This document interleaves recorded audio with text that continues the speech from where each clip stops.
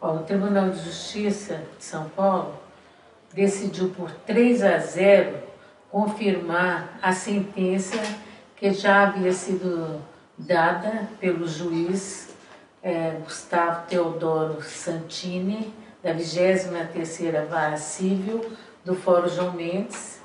Ele deu a sentença condenando ou declarando o Carlos Alberto Brilhante Ustra, o coronel Carlos Alberto Brilhante Ustra,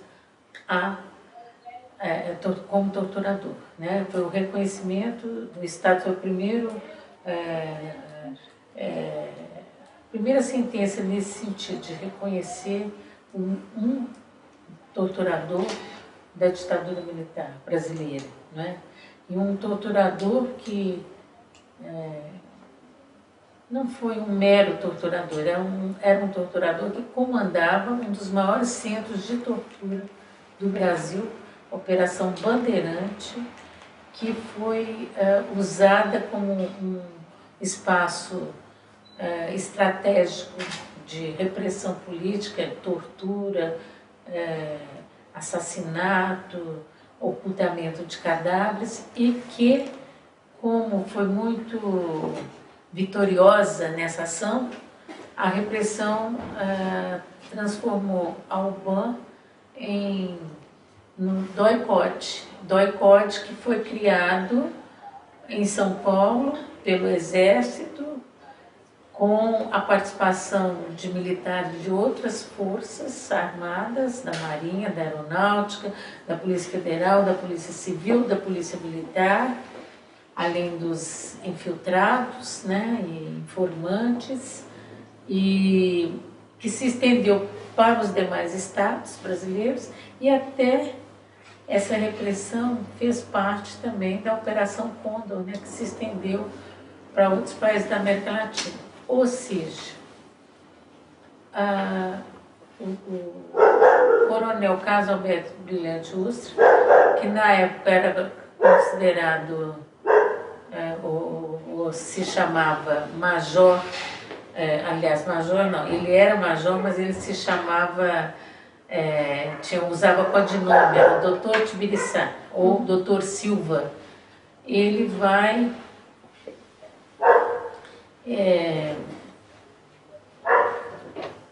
ele vai ser... Eu até esqueci o que eu estou falando. Começou a mexer para cá, para lá. Eu me confundi. Eu estava falando o quê? O Dr. Silva. Dos codinomes e o papel que ele cumpria, né? Ele cumpre esse papel fundamental. Ele é o comandante da Operação Bandeirante. Ele é responsável por mais de 40 mortes aqui em São Paulo, sem falar nas outras, em outros lugares do Brasil, porque ele vai atuar no Brasil inteiro. Agora, aqui em São Paulo, ele prendeu, né, ou mandou prender eu, o César, o Carlos Nicolau Daniel, nós três fomos presos primeiro, lá na Vila Clementina. De lá, a repressão com vários agentes nos pegaram, nos agarraram, levaram para o pátio aqui da Operação Bandeirante.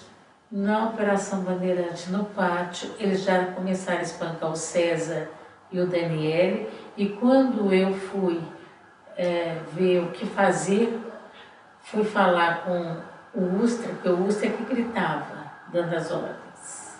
Já se via de imediato que ele era o coordenador daquela tragédia.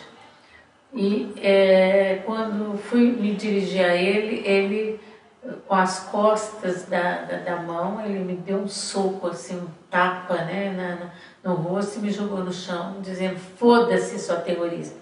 Eu me lembro bem das palavras bem gritadas assim por ele, e os demais torturadores vão para cima de mim também e nos arrastam. Os três são arrastados para dentro, para as dependências da UBAN. O César, o Daniel e eu.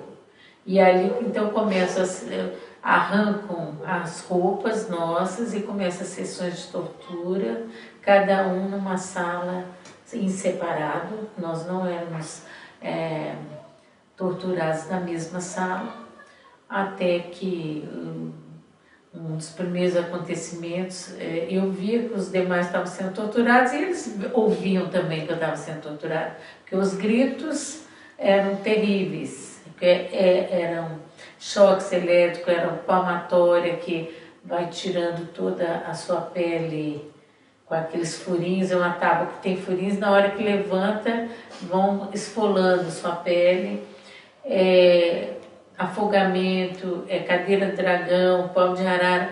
Eu sei que numa determinada hora o César entrou em coma por causa da diabetes ou por causa da tortura mesmo. Estava tuberculoso. E estava tuberculoso na época.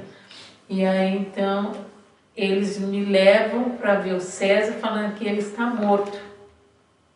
Eu ainda pensei assim, na hora eu pensei assim, nossa, que bom que a pessoa morre depressa, né? Não pensei. Porque quando você está na tortura, você quer morrer logo, porque aí resolve. E olhei e senti assim, porque a feição dele era de morto mesmo, né? Senti um certo alívio que dele não está sofrendo.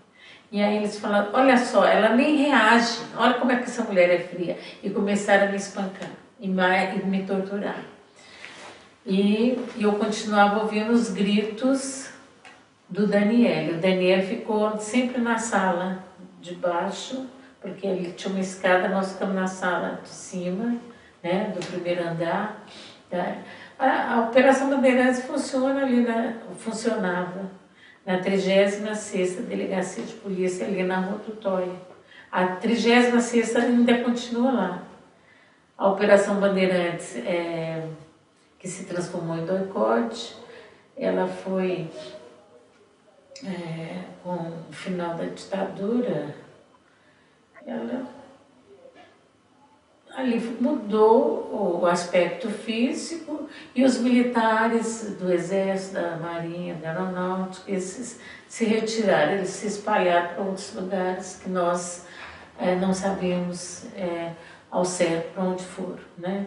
O Ustra foi para Brasília, foi morar em Brasília e mora lá até hoje, né? E alguns delegados que tinham lá foram nomeados para os governos que vieram em seguida.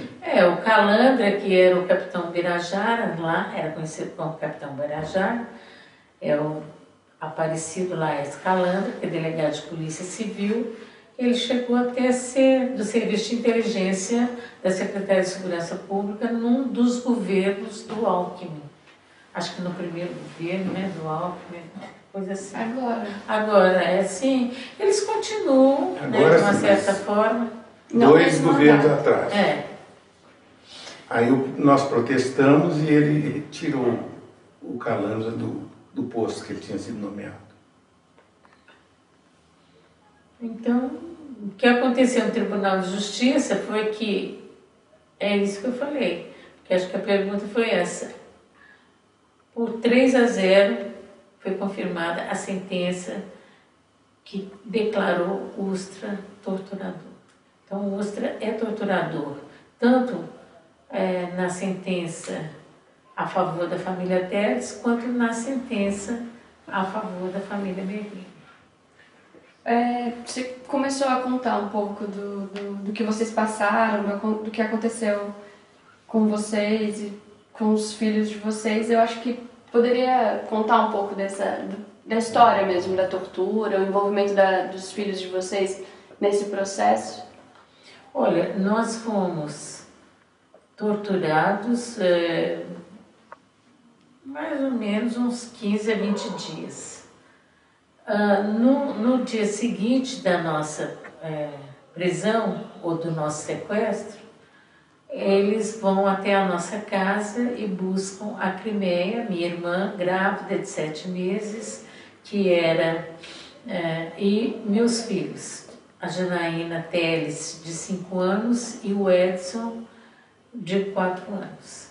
Eles são levados para a Operação Bandeirante e eu me lembro muito bem, de imediato, a Janaína e o Edson foram para a sala onde eu estava sendo torturada.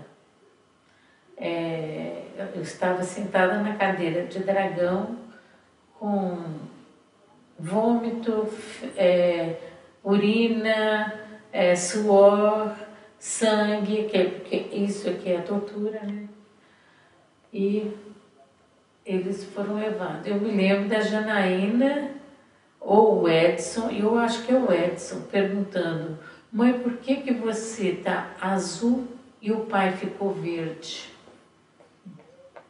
E realmente o César, depois que ele saiu do estado de coma, ele ficou esverdeado. E eu estava azul, porque eu estava com... Aí eu olhei para o meu corpo, e eu estava cheia de hematomas no corpo inteiro, que eram aquele azul escuro, né? Ficou meu corpo. Então, essa foi digamos assim, a lembrança mais forte que eu tenho deles dentro da UBAN.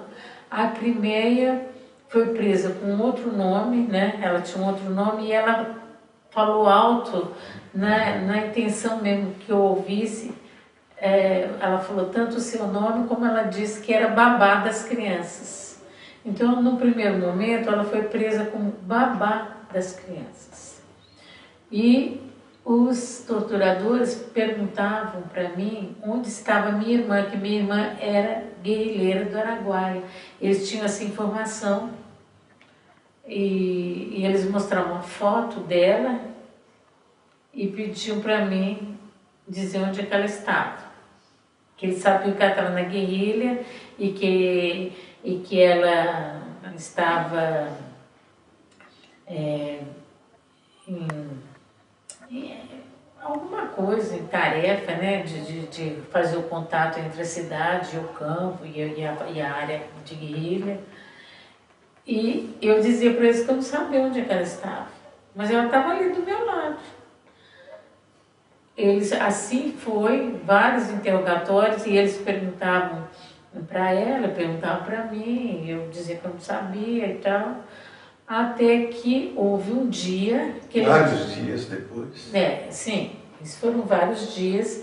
Eles continuavam torturando o César e me torturando, porque eles queriam pontos, nomes de companheiros da organização. E, ao mesmo tempo, me torturavam para dizer onde é que estava minha irmã. Quando passaram-se alguns dias, um deles, o serviço deles de inteligência, ou não sei como, que eles descobriram que a Crimeia seria essa babá seria a Crimeia, que era guerrilheira. Eles associaram babá, Crimeia, guerrilheira. E eles chegaram, tiraram ela da cela e me tiraram da cela, levaram para a sala de tortura, e lá na sala de tortura, sempre no segundo andar, eu fui torturada no primeiro andar também, mas sempre mais era no segundo andar.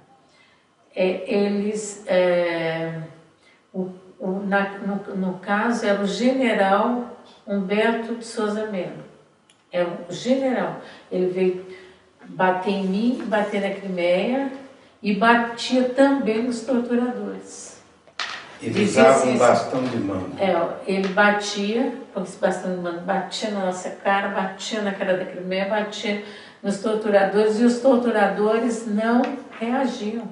Ficavam olhando assim para baixo, sem falar nada. Por isso que eu entendi que era o general Humberto de Souza Melo. Ele dizia: seus idiotas, retardados, não vê que uma é a cara da outra, não vê que até a voz é igual, até o sotaque é igual. Vocês não veem que comunista não tem babá, não? Vocês não sabiam disso? Comunista não tem babá. Você acha que esse povo tem babá? Então, e batiam todo mundo, sabe? Que fazia aquela gritaria. Ali, então, quando o general saiu, depois que deu um esculacho em todo mundo ali, né? E bateu com aquele pau para cima e para baixo, o general saiu e aí os torturadores nos pegaram e torturaram mesmo. Aí foi. Nesse dia, eu saí desmaiada e a Crimeia também saiu desmaiada, e a Crimeia estava grávida. Saiu desmaiada assim, eles carregaram, eu me lembro só que quando puseram assim na cela, eles me jogaram como um saco de batatas. E eu imagino que a Crimeia também, porque a Crimeia foi para outra cela. Não vi mais a Crimeia depois. Porque aí eles mandaram para Brasília, mas eu não sabia exatamente o que tinham feito com ela. Se tinham matado, se iam matar, não sabia. Porque antes disso, já lá no início da nossa prisão, primeiro, segundo, terceiro dia, o Carlos Nicolau Daniel, que é o dirigente comunista do Partido Comunista do Brasil, ele é torturado até a morte. Eles arrebentaram ele por dentro. Saía sangue pelo nariz, pela boca, pelo ouvido dele, quer dizer, e a barriga dele estava desse tamanho. Ou seja, eles mataram ele de espancamento, né? E arrebentaram ele por dentro. E ele foi morto. Né? E aí a gente viu que ele tinha sido morto. Passados mais uns dias dessa morte, desse assassinato, o capitão Birajara, que é esse que eu já falei dele, ele manda me tirar da cela e levar para a sala de tortura. Aí quem está me puxando era um carcereiro que tinha um apelido de Marechal. Quando chega no corredor, esse capitão Birajara, que eu acho que ele que mandou me chamar, porque ele que vem me cercar assim no meio o Marechal me levando assim, né, me empurrando, e ele aparece no meio com um jornal e fala, leia aqui o que está escrito no jornal. E quando eu olho assim no jornal, está escrito assim, terrorista morto em tiroteio, e está a foto do Daniel, do caso do Nicolau Daniel. Eu falei assim, não, mas isso é mentira. Isso é mentira, pois ele foi morto aqui nessa sala. Aqui. Ele não foi morto em tiroteio. Ele falou assim, isso é para você ver que aqui vocês morrem, nós damos a versão que nós queremos para a morte de vocês. Você também, olha bem para essa manchete, você também pode ter uma manchete dessa no jornal amanhã, quem sabe? Quer dizer, e aí me levaram para a sala para torturar mais. Então você todo dia estava achando que ia morrer, ou falava que você ia morrer, era essa a nossa, resumidamente, essa a nossa história. E tudo isso sob o comando do caso Alberto Brilhante Ustra. No caso, eles torturaram muito mais a Melinha. Porque eu estava... morrendo ali, né? Já teve tuberculose e diabetes, estava passando mal. E eu acho que eles não tinham decidido ainda que ia me matar, senão... A Crimeia é grávida. Eles, inclusive, procuraram bater na cabeça e nos pés. E transferiram ela para Brasília. Tinha sempre um médico olhando a gente para dizer, pode bater e tal. Mas, em função de tudo isso, a Melinha foi a mais torturada. Né? Nós ficamos ali além desses dias de tortura, que foram uns 15 dias... E nossos filhos eram levados para lá e voltavam, e depois eles entregaram nossos filhos para um delegado de polícia lá em Belo Horizonte, que era cunhado do César. E nossos filhos, depois de um ano, né, que a gente vai conversar com eles contam para nós que eles eram levados para algum lugar que provavelmente era próximo aqui da UBAN, porque eles achavam que não demorava muito para chegar. Era um quarto onde tinha cama de lona, essas camas de abrir, né, assim, de acampamento. Eles dormiam nessa cama. Quando eles queriam comer, eles batiam na porta, vinha guaraná com sanduíche. E quando eles queriam ir usar o banheiro, também batiam na porta, que eles levavam, um homem levava eles até o banheiro, porque não tinha banheiro dentro do quarto. Isso que eles me contam. Depois eles foram para a casa desse delegado, também continuaram a sofrer, porque o delegado dizia que os pais deles tinham abandonado eles, eles eram terroristas, eles queriam fazer o terror. E eles não gostavam dos filhos que tinham, entendeu? E tinha uma coisa assim que o Edson sempre fala, que é uma coisa que dói muito para o Edson, né, que eu vejo ele falando, é que o Edson gostava muito de passear no zoológico. E a gente levava no zoológico. Então, quando o delegado descobriu que o Edson gostava do zoológico, falou, eu vou te levar para o zoológico. E levava lá na delegacia dele e mostrava um preto e falava, esse aqui é o macaco, olha o gorila aí. Esse aqui é viado, esse aqui é cobra, esse aqui é cachorro. Assim que ele chamava os seres humanos que estavam ali presos de animais. E o Edson ficava muito impressionado com aquilo. Aquilo fazia muito mal para ele, que eu lembro dele comentando. Né? Então, nós ficamos ali por 2 meses, mais ou menos. Depois nós vamos ser transferidos para o DOPS. No DOPS também a gente é ameaçado de tortura, mas tortura física nós sofremos só na UBAN. Só não, é um modo de dizer, nós sofremos na UBAN, porque só nunca é. Agora, no DOPS, aí sim, tinha tortura psicológica e ameaça. Porque qualquer coisa que acontecia lá no DOPS, eles ameaçavam de te entregar para o Fleury. Só, o doutor Fleury está aí, eles chamavam assim mesmo, os carcereiros, né, aquele pessoal que passava ali. E no DOPS, nós conhecemos um homem que estava preso lá, que chamava Edgar Aquino Duarte, que era um homem que fez parte daquela revolta dos marinheiros lá em 64, era de Recife, e que depois ele foi preso aqui em São Paulo, ele vendia livros, isso ele contando pra gente, né? E ele ficou mais ou menos uns 3 anos preso, pelo que ele contou, e depois a gente conversou com outros presos também que conheceram ele. E a gente somava ali, dava mais ou menos uns 3 anos, né? De 71 a 73. Quer dizer, na verdade não dava 3 anos, dava 2 anos, 2 anos e pouco. E ele passou por vários quartéis e ali no DOPS teve um dia, e ele até chegou lá com capuz. Ele tinha as mãos brancas, magras, ele era bem alto, só de capuz. Depois, no outro dia, ele passou sem o capuz. Aí nós pudemos ver que aí foi que ele falou pra gente, que ele era o Edgar Aquino Duarte. E ele foi...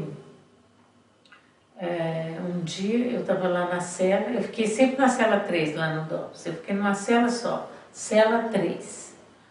Aí... era bem perto da carceragem. Então, eles tiraram ele da cela e levaram lá na carceragem e gritaram e bateram nele assim, eu via, não via, eu ouvia. E eles dizem para ele, o que você sabe é segredo de Estado. Você mexeu com segredo de Estado. Gritavam com ele, sabe? E passou isso aí. Ele um dia foi para o corredor assim, que chamava banho de sol, que sol mesmo a gente nunca viu ali, mas era um corredor que eles soltavam um pouquinho preso para ficar andando daqui e ali, sabe? E eles soltaram ele ali, né? E ele falou, eles vão me matar. Eles estão me deixando aparecer aqui o rosto, andar daqui para lá, eles vão me matar. E iam matar ele porque ele descobriu que o Cabo Anselmo, que era um marinheiro também, que foi organizador da Associação dos Marinheiros lá nos anos 60, né? Na véspera do golpe. Esse marinheiro, Cabo Anselmo, ou ele era da repressão já, tem gente que fala, ou ele passou para a repressão. E o Cabo Anselmo é que descobriu por acaso, porque o Cabo Anselmo, o Edgar descobriu por acaso, porque o Cabo Anselmo estava morando na casa do Edgar. Assim, morando assim um dia, pediu para dormir lá na casa dele. E depois os dois foram presos juntos. Eles se encontraram na rua. Se encontraram na rua, foram presos juntos, ele levou na casa dele, depois saiu, foram presos, né? E lá no DOPS, o Edgar era torturado e o Cabo Anselmo começava com os torturadores soltos. Ele viu que ele era amigo deles. Então ele Ele descobriu o segredo da repressão, que não podia descobrir, que o Cabo Anselmo era um deles, infiltrado na esquerda, como de fato causou muitas mortes. Mas nessa época que o Edgar foi preso, ainda não tinha... Certeza. Ainda não tinha... Ele entregou vários companheiros que foram mortos, inclusive a mulher dele. A Soledade. Soledade. Lá em Recife. Então, esse Edgar, quando nós, no dia 22 de junho de 1973, quando nós saímos, nós fomos transportados do DOPS para o presídio do Hipódromo. Não existe mais. E quando nós saímos, nós pensamos, nós vamos ver o que nós podemos fazer em defesa do Edgar, que é muito pouco. Nós pedimos, então, lá no Hipódromo, nós pedimos o Virgílio, que era um advogado de preso político, para ver o que podia fazer pelo Edgar, que Duarte que estava preso no DOPS. O Virgílio correu lá na Justiça Militar, pedindo um habeas corpus, pedindo para que ele fosse apresentado ao juiz. E aí os caras da repressão, lá, os delegados do DOPS lá, disseram que ele não se encontrava preso. Ele saiu, ele foi liberado, eles liberaram, não tinha nada, foi liberado. Aí eu falei, mas ele não chegou a lugar nenhum, como que ele foi liberado? Ah, deve ter sido, então, justiçado por alguém, pelos companheiros. E esse é desaparecido, o Edgar Duarte. Então, nós somos assim, de testemunho do que fizeram com a mulher grávida, nós somos testemunho da nossa tortura, do nosso sequestro, do sequestro dos filhos, do assassinato do Daniele e do desaparecimento do Edgar Duarte. Que nós denunciamos na auditoria militar quando nós fomos ouvidos pela primeira vez por um juiz, que eles levam a gente lá para fazer qualificação, formalizar, etc. O processo. Nós denunciamos o assassinato do Daniele, o desaparecimento dos filhos, né? Todos esses problemas nós denunciamos para o juiz, que não adiantou nada, né? Eles não faziam nada, que o juiz estava ali para... Não adiantou, mas é um documento. É um documento, tanto é que foi para o Projeto Brasil Nunca Mais. Se você for pegar aquele livro do Brasil Nunca Mais, tem um pedacinho da nossa história, dessas denúncias, e isso serviu de base para a ação contra o Ustra hoje. Nós denunciamos o Ustra também. Nesse processo. Lá naquela época. 1973. Vocês foram presos por serem do Partido Comunista. E, voltando ao caso do processo, especificamente do Ustra, qual que era o objetivo? Dá para dizer que o objetivo de vocês foi alcançado? Não, alcançado não, mas nosso objetivo é pôr um fim na impunidade. O Brasil é um dos poucos países, aliás, é o único país de toda essa região que nunca esclareceu os crimes da ditadura, que nunca apontou, nomeou os torturadores, que nunca levou nenhum torturador para o banco dos réus. O Brasil é o único, porque todos os outros demais, algum gesto no sentido de fazer justiça já foi tomado. Então, o que nós queremos é combater a impunidade. Os torturadores têm que ser punidos, os torturadores têm que ser reconhecidos como tais, até porque é o caminho para você um dia erradicar a tortura no país, né? Conseguir justiça social, porque a tortura é no sentido de desmoralizar as pessoas que lutam ou que não concordam com a exploração desse país, né? A exploração capitalista do país. Todo mundo que discorda está ameaçado de alguma forma.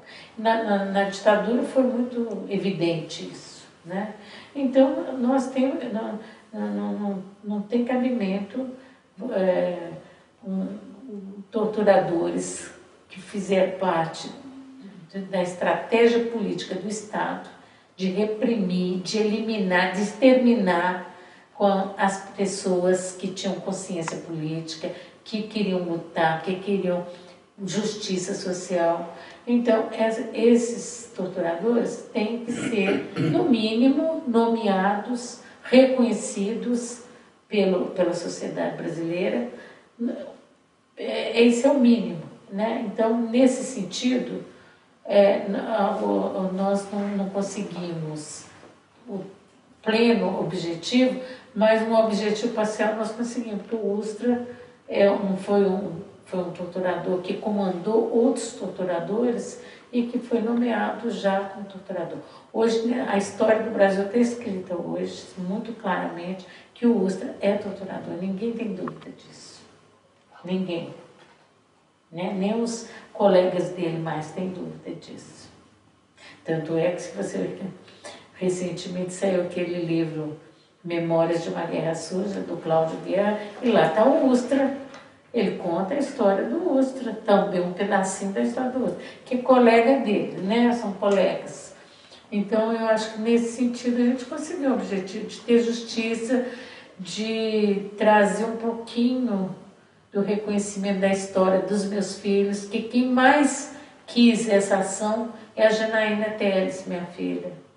Porque ela achava um absurdo ter passado por essa história que ela passou, ter vivido tudo isso, ter perdas. Ela teve a infância roubada, de uma certa forma afetou a adolescência dela, a vida, né, dela inteira. Ela se dedica a essa causa de esclarecer os crimes da ditadura e ninguém ser punido, mata-se, oculta cadáveres, quer dizer, os desaparecidos estão aí, sem aparecer, sem ser sepultados, né?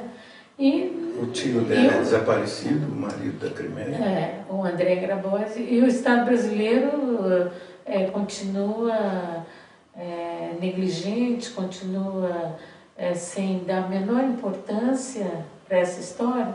Então, com esse objetivo, quer dizer, nós abrimos, eu acho que a ação contra o Ustra abre uma nova página em busca da justiça no país, cria um caminho.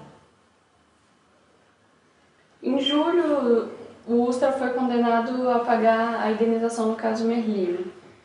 E a gente estava até no começo conversando sobre esse problema das diferenças, né? Qual que foi a diferença entre os dois casos e processos? Pra gente esclarecer. A família Merlino tem o mesmo objetivo nosso, né?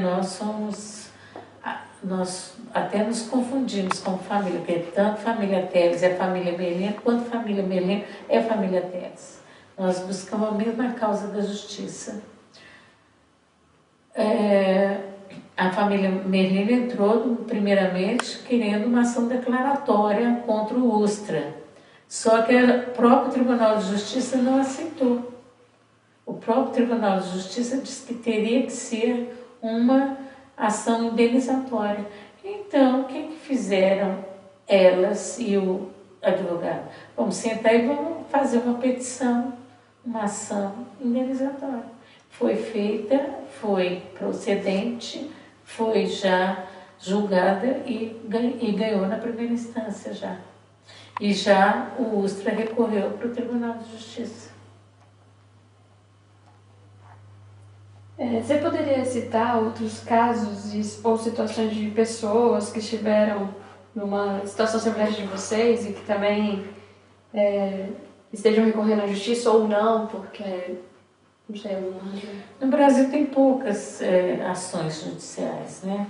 Mas eu acho que as ações judiciais mais significativas, digamos assim, são poucas, mas são muito importantes.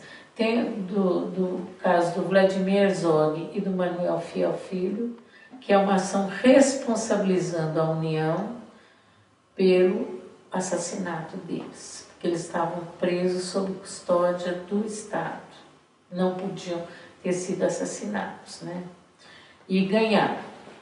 Tem a ação dos familiares do Araguaia, que é extremamente importante, porque São vários guerrilheiros que foram à luta no sul do Pará e que foram trucidados, executados, torturados, porque eles, antes de serem executados, eles foram presos, foram torturados, na maioria dos casos, pelo exército brasileiro, que já chegou até a jogar napalm.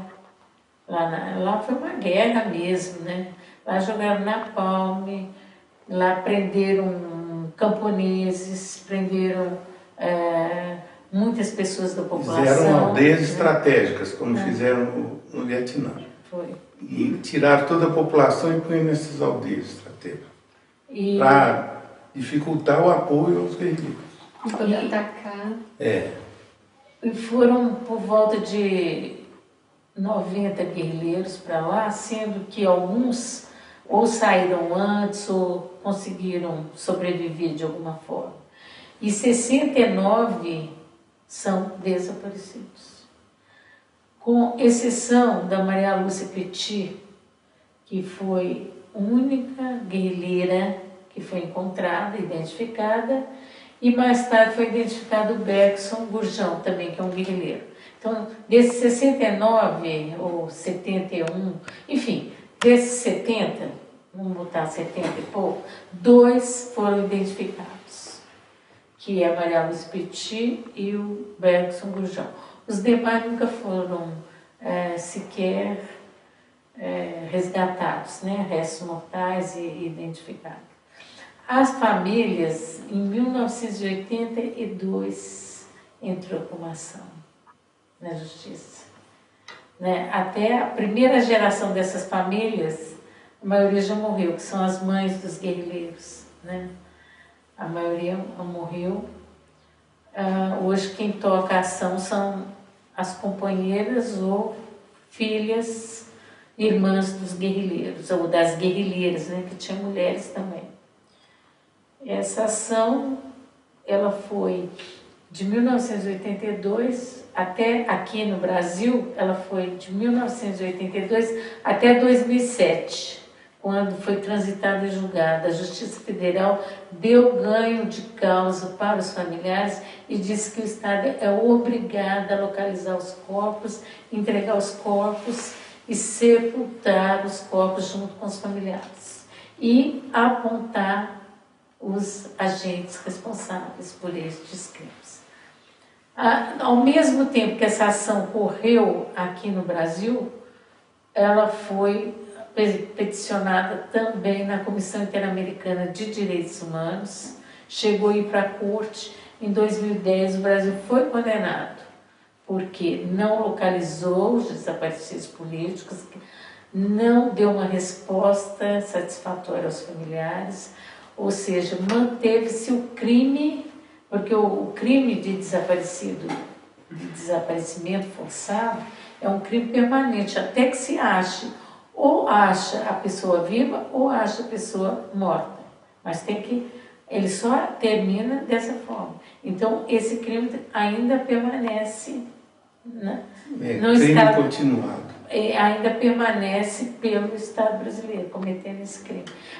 A Corte condena o Brasil por isso, exige que o Brasil localize, que entregue os restos mortais, que as famílias possam sepultar seus mortos e que os agentes responsáveis pela tortura, pela repressão, têm que ser punidos, porque não vale a autoanistia e, portanto, cai por terra essa decisão do STF de 2010.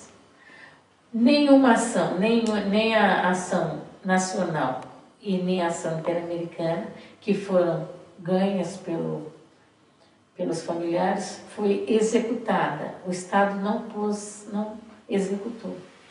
Agora, tem outras ações importantes, que eu falei da família Teres, da família Merlino, mas tem uma ação também que é muito importante, que é da Inês Etienne, né?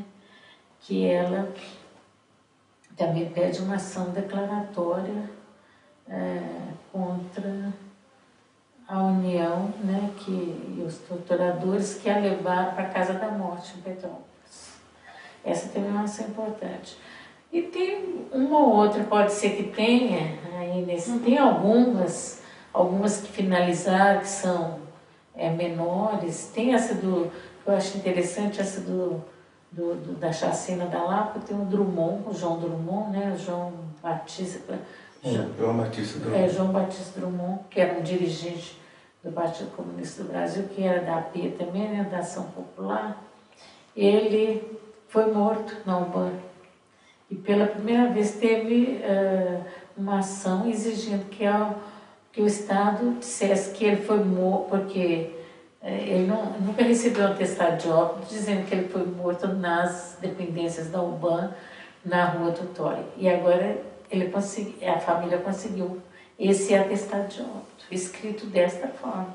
Quer dizer, esclarece a morte do João Batista Drummond. No caso da família de vocês, você comentou que no do Merlindo o Ustra já entrou com recurso. No caso de vocês ainda cabe recurso também. A gente acredita que ele vai entrar com recurso, né? Ele vai entrar com recurso até a última instância. Então, provavelmente, ele vai entrar ou no Superior Tribunal de Justiça ou no Supremo Tribunal Federal. Nós estamos aguardando ainda, não tivemos notícia. Nós estamos aguardando. Como que vocês veem o fato de o Brilhante Ustra ter convocado o Sarney como sua testemunha de defesa? Olha, eu acho que... Eu acho irrelevante, viu? Porque todas as testemunhas que ele levantou ou eram amigos dele de antes, né? Quando ele era estudante na Academia Militar. Ele não convocou os parceiros dele de tortura, né? E aí inventou esse caso do Sarney, que eu acho que é um pouco porque ele foi o presidente que entrou como o início da redemocratização. Quem sabe ele pudesse representar alguma coisa boa para o Ustra, mas ele não aceitou. Ele não foi testemunha do Ustra. Mas eu acho que ele indicou o Sarney, porque o Sarney foi o homem da ditadura. Sim. Né? Porque a ditadura, é de ditadura militar, porque foram os militares que estabeleceram essa estratégia de tomar de assalto o aparelho do Estado e implantar o sistema de terror junto à população. Isso foi dos militares, né? Da Escola Superior de Guerra, Doutrina de Segurança Nacional. Mas os civis participaram também, tiveram, aliás, dentro dessa estratégia tinha também a participação dos civis. E o Sarney foi um fiel escudeiro da ditadura militar todos os anos. Ele foi da Arena, que era o partido do Sim Senhor, partido que aderiu aos militares, que nunca fez nenhuma crítica, né? Se teve alguém da Arena que fez alguma autocrítica, chama-se Teotônio Vilela, que defendeu a anistia para os presos políticos. Mas o Sarney não, o Sarney foi o homem da ditadura. Então, eu acho que o Ustra, homem da ditadura, ele vai lembrar dos homens da ditadura. Né? Para mim é coerente, eu acho coerente. E qual que é a opinião de vocês sobre a lei da anistia? Você acha que a existência da lei, a lei como ela está colocada no Brasil, ela garante a impunidade? Não, a lei da anistia foi uma luta do povo. Quer queira, quer não, foi uma luta do povo.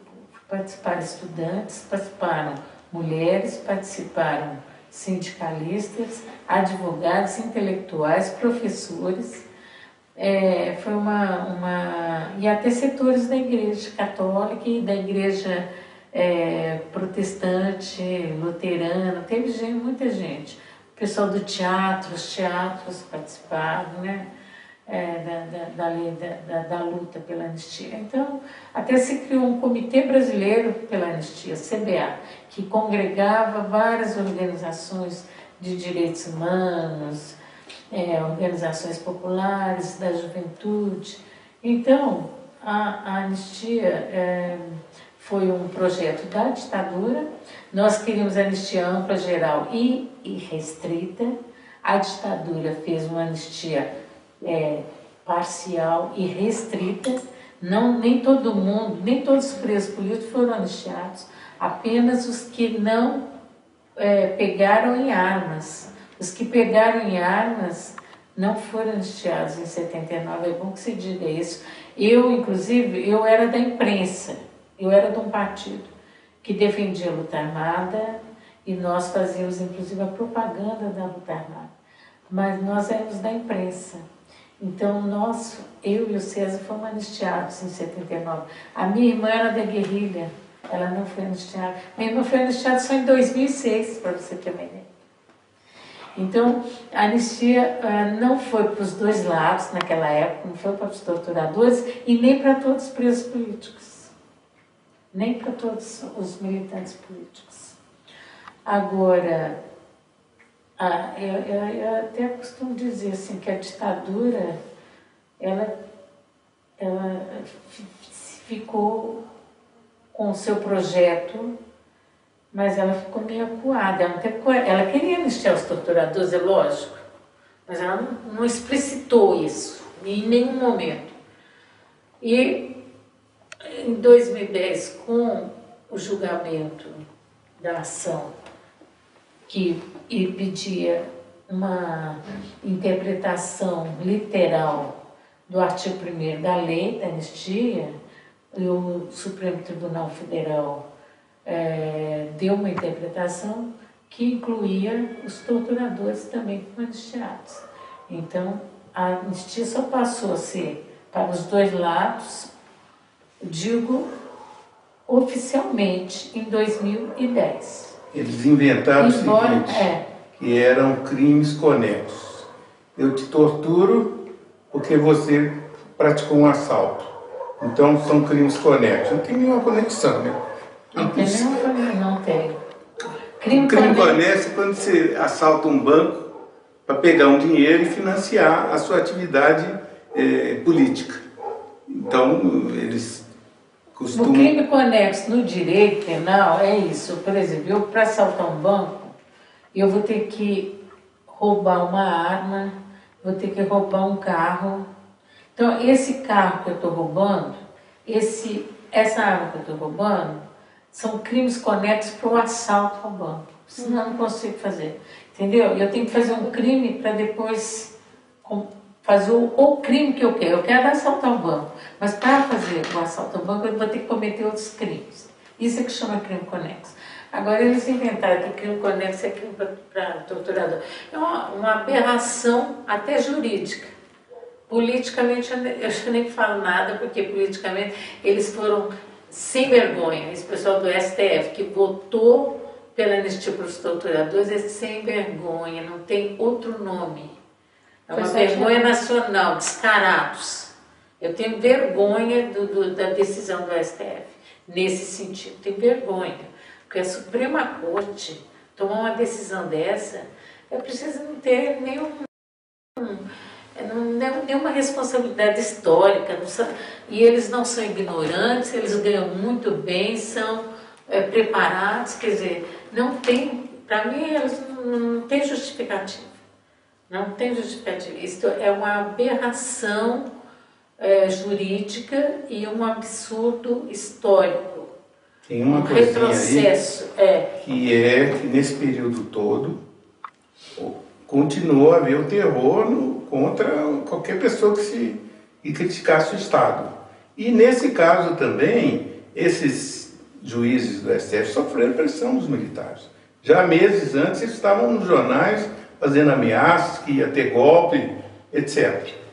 Então, não sei se por medo, não além da sem vergonhice, não tem justificativa. Não, mas que tem um terror, tem. Teve o próprio decisão da AGU que foi a favor dela. É uma decisão, é o seguinte, o Brasil, o executivo, na figura aí das várias personalidades que todo mundo já conhece, foi conivente com a tortura.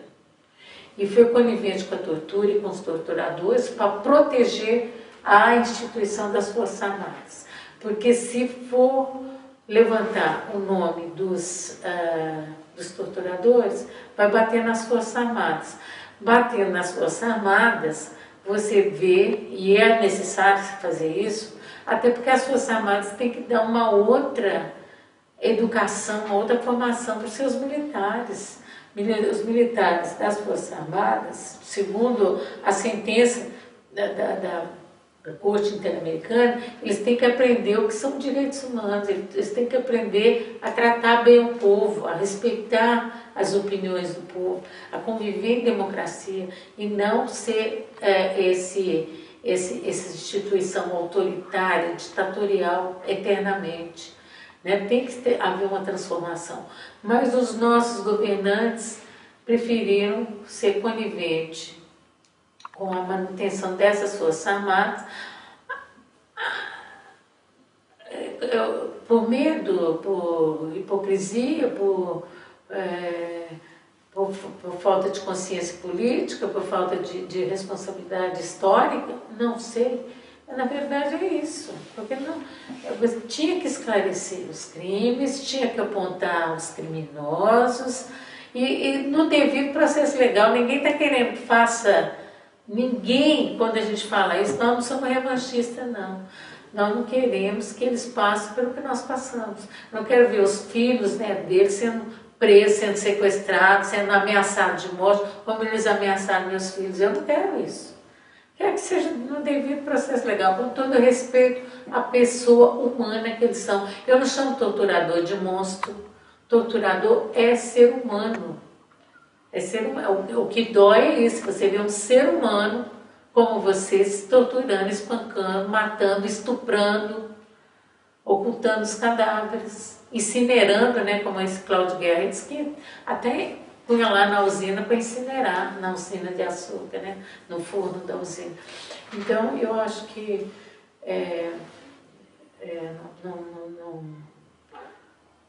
a impunidade, nós temos que lutar contra ela sempre. Uma questão de justiça, uma questão da própria democracia. Se fala em Estado Democrático de Direito, tem que ser coerente, não pode aceitar a tortura como um método, como uma estratégia de Estado. Porque foi uma estratégia de Estado para fazer calar um povo, para fazer um povo ficar se arrastando, para humilhar o povo, entendeu? E hoje se faz a criminalização desses movimentos sociais. Aí o que é isso? Isso é ditadura. Quer dizer, isso continua de uma outra forma. Criminaliza as mulheres porque faz aborto, criminaliza o movimento sem terra porque não tem terra. Eles são criminalizados. Né? Agora ninguém criminaliza os trabalhadores que manifestam pelos seus direitos. Você viu lá em Giral, né? O que fizeram em Giral? Pegaram um caso ou outro.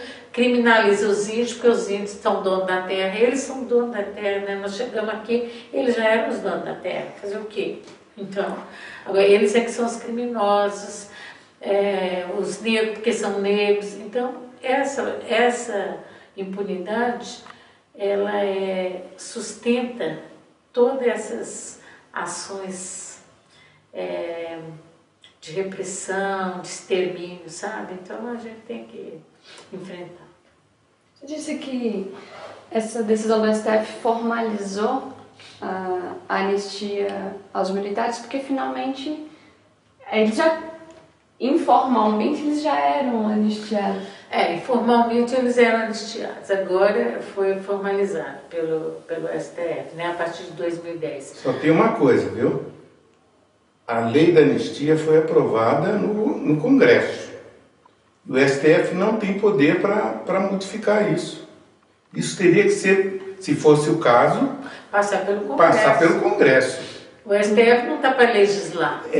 Não é poder legislativo, não. Ele não tem poder para isso, não. É inconstitucional até o que ele está fazendo. Mas, voltando à questão da...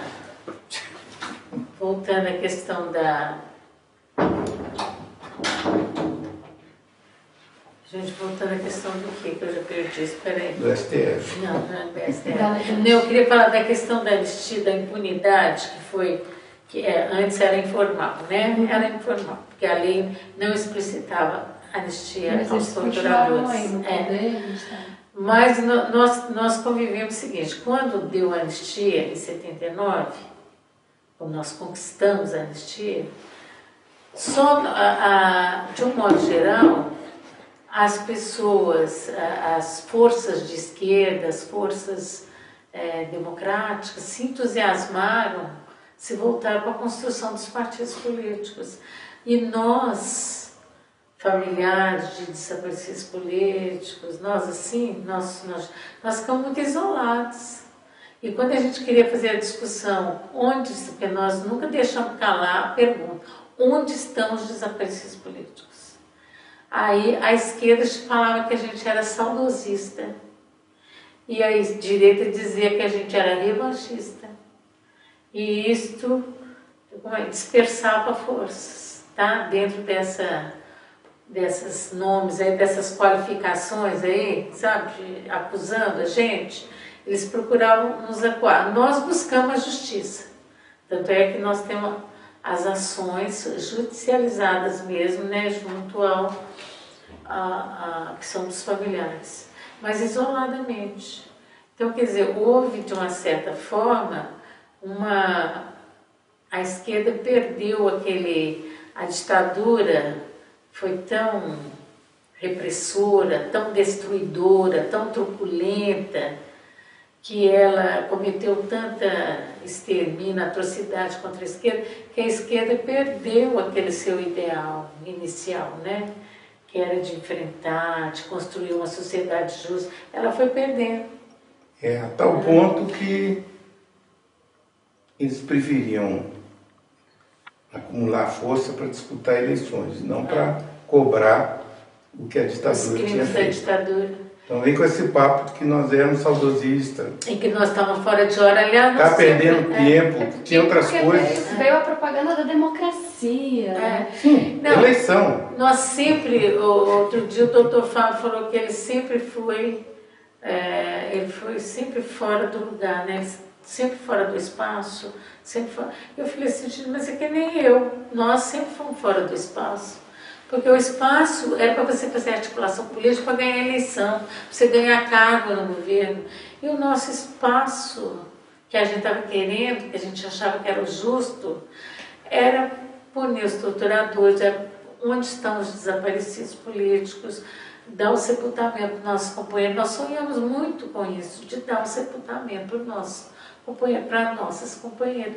Nós fomos atrás. A Melinha foi duplamente perseguida dentro do partido por causa dos desaparecidos e por causa do feminismo. Ela foi expulsa do PCdoB porque era feminista. Foi expulsa em 1987. Ela e mais duas. Eu, a Terezinha e a Lodinha, são as trezinhas que a gente fala. Nós fomos expulsas no dia 26 de agosto. Olha, 26 de agosto de 1987. Eu sei porque era quase perto da anistia, da data da anistia. Quem fez o processo foi o Aldo Rebelo, viu? Acho que prestou atenção, O processo para expulsá-los. Não, foi o João Amazonas, mas ele Renato foi o pau-mandado que interrogou. Esse Aldo Rebelo, essa turma toda, a direção toda do partido, né? Esse comitê central todo que está aí. Mas por isso mesmo, porque você era feminista. Porque eu era feminista, eles nunca concordaram comigo, pelas duas razões, que o César falou muito bem. Buscar desaparecido político, querer saber o que aconteceu com eles, é perder tempo. Nós temos que chamar a massa para votar, vamos fazer que filiar, tinha que ter filiação do partido, tem que ter tantos no partido. Então, isso aí, ficar discutindo desaparecido, como é que você vai chamar uma pessoa? Olha, vem lutar que você pode ser uma desaparecida. O povo não quer saber dessas coisas. Alguém vai querer? Não, isso aí não é assunto que mobiliza. E feminismo é um outro problema também, porque você fica aí discutindo que o homem tem que fazer isso, que mulheres querem, aí você fica criando atrito entre o casal, e nós temos que ter a família unida, todo mundo unido em todo o partido. Você vai ficar dividindo força. Então, eu não servia. Então, eu falo assim, eu nunca estou servindo, você entendeu? Outra coisa, eu essa sede aqui... com a política errada. Essa sede aqui nunca foi do PCdoB. Nunca foi. Mas eles queriam meter o bedelho aqui e tomar conta disso aqui, da União de Mulheres, sem que elas dessem palpite. Eles que mandariam. Elas não concordaram, não deixaram. A União de Mulheres de São Paulo. A União de Mulheres de São Paulo, você pode escrever aí, é a única União de Mulheres que não é PCdoB, porque o resto é PCdoB. Agora nós não, nós somos uma organização autônoma. Nós somos autônomos mesmo, entendeu? E por isso aqui tinha gente de diversos partidos. Quando chegava a época de eleições, você começava a querer, tem que votar no fulano, no Jamil, não sei o quê. E elas não aceitaram, então foi uma razão também. A rebelião delas não foi aceita. Isso aí a gente está simplificando, né? Porque tem toda uma história, todo um processo. Por dentro, né? Para a gente, digamos, encerrar essa primeira parte mais direcionada, relacionada com o processo, o impacto geral do processo, do caso do reconhecimento do Ustra como torturador, vocês esperam ainda o quê? E também como relacionar isso, e já pedindo também a opinião de vocês, com a Comissão da Verdade? Bom, eu acho que o que nós esperamos, o impacto principal, é o enfrentamento da impunidade. Lutamos pela localização dos desaparecidos políticos, né? E a própria Comissão Nacional da Verdade, ela passa a ser discutida no Brasil a partir desse processo e do processo da decisão da OEA, né? São os dois momentos em que vai aparecer com muita força a Comissão da Verdade, embora seja uma luta antiga nossa, que nós aprendemos com as mulheres argentinas, com as madres, porque elas falavam verdade e justiça. Sempre elas falavam isso. E elas falavam isso sempre para a gente. Não percam esse caminho, verdade e justiça. Porque esse é o que nós temos que seguir. Elas, muitas vezes a gente se encontrou com elas, né, em vários momentos. Só que aqui no Brasil eles tiraram a justiça. Não, aqui no Brasil que não significava processar os torturadores que a Comissão da Verdade viesse a investigar. Isso eles não aceitavam. Não, eles nunca aceitaram. O Exército não aceitou e o Lula concordou. A Comissão da Verdade, quer dizer, o resultado desse processo do Ustra, ele está acontecendo. Ele não é um processo acabado. Mas a gente vê que todas as vezes que a gente pode estar falando com você que é da imprensa, você é da imprensa, com estudantes, com o povo na rua, lá no tribunal, isso é uma maneira de tomar consciência, de tomar conhecimento e tomar parte e participar de um processo maior, que está em andamento, a depender da participação, né, da sociedade. Agora, a Comissão da Verdade, ela foi uma conquista, foi uma proposta dos familiares dos desaparecidos políticos.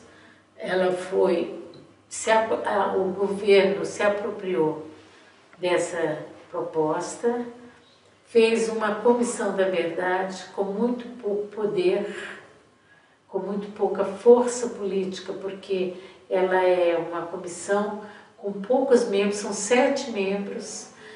Se os membros mesmo é que estão entendendo que não é para pesquisar de 1946 a 1988. Então os membros estão encurtando de 64 para 88, porque estão vendo que não vão dar conta de todo esse panorama, né, histórico. Ela não tem o poder de intimar os torturadores para dar depoimento. Ela pode convocar. Quem vai intimar é o Ministério Público Federal, que ela não tenha um vínculo com o Ministério Público Federal, por exemplo, né? Ela é uma comissão de Estado, mas que se confunde com a comissão de governo o tempo todo, né? E que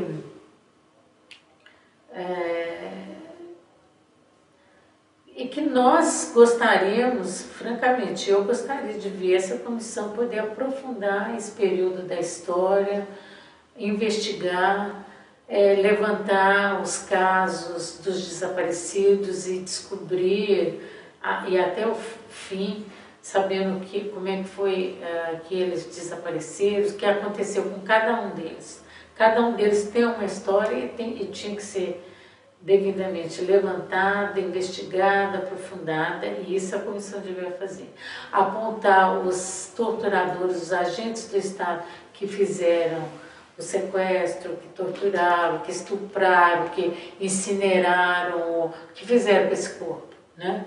Tinha que estar apontando, fazendo, conhecer mais essa estrutura da repressão, porque essa estrutura não chegou a ser desmantelada. Ela foi dispersa por aí, mas onde que ela está? Ela não foi desmantelada. Né? Até hoje, a polícia militar, que foi criada no regime militar, ela tem uma ligação umbilical com o exército, até hoje. Na ditadura, quem nomeava o comandante da polícia era o exército, né? Até tinha, às vezes ele era até do exército mesmo. Agora não é, mas também se tiver um comandante da polícia militar que o exército não gosta, pode saber que ele vai cair, ele não vai ficar. Entendeu? Não está explícito hoje, mas continua, né? E isso tem que ser reconhecido, conhecido e mudado. Tem que mudar isso. Nós temos que ter policial na rua de confiança do povo, gente. E não o policial vai na rua aí para tratar o povo como o inimigo. O inimigo da pátria. A ditadura criou esse inimigo da pátria, ela criou essa figura. E hoje todo mundo é inimigo, você tem que... olha para o outro, já é inimigo. Quer dizer, isso tem que ser desconstruído, isso tem que ser desfeito, né? Então, a Comissão da Verdade tem um papel histórico muito importante, que eu acho que é de trazer esses fatos, divulgar isso junto à população. Ela tem um papel pedagógico de transformar um pouco a mentalidade das instituições, né? Ela pode criar o embrião aí para uma mudança, né? Nas instituições. Então tem essa importância. Agora, não é um desafio grande, né, para enfrentar, porque ela tem ainda está muito amarrada, né? Muito engessada no seu funcionamento. Né? Vamos ver como é que...